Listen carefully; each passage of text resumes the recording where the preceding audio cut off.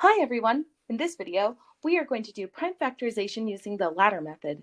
Find the prime factorization of the number 966. Let's start with our smallest prime and test divisibility by 2. If a number is divisible by 2, the last digit is a 0, 2, 4, 6, or 8. Or we can just say it's even. And ours is, so it is divisible by 2. Because the ladder method stacks on top of itself and moves upwards, I'm going to start at the bottom. 966 is divisible by 2, and plugging that into my calculator, I get 483. Now I can test to see if it's divisible by 2 again. Looking at the last digit, it's a 3. That means I'm done dividing by 2 because 3 is odd, and so I'm finished.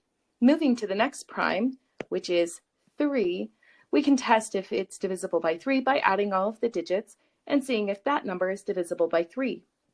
4 plus 8 plus 3.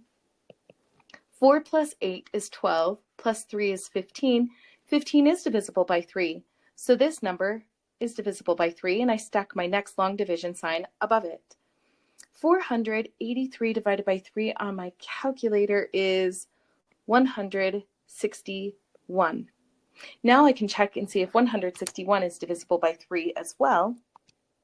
161 divided by 3 on my calculator gives me a fraction, which means I am all done dividing by 3, and I can move to my next small prime, which is 5.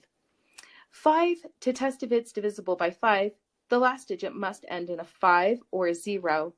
My number 161 does not end in a 5 or 0, so it is not divisible by 5, and I can move to the next prime, which is 7.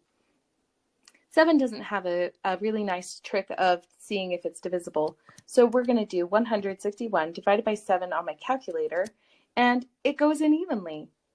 So 161, again, I stack my long division sign, divide this by 7. 7 goes into 161, 23 even times, and 23 is in our list. If we were to continue, 11, 13, 17, 19, 23, and so on, which means I am all done because 23 is our prime, and so is 7. So our primes are 2, 3, 7, and 23. And we can write out our prime factorization of it as 2 times 3 times 7 times 23, and we're all done.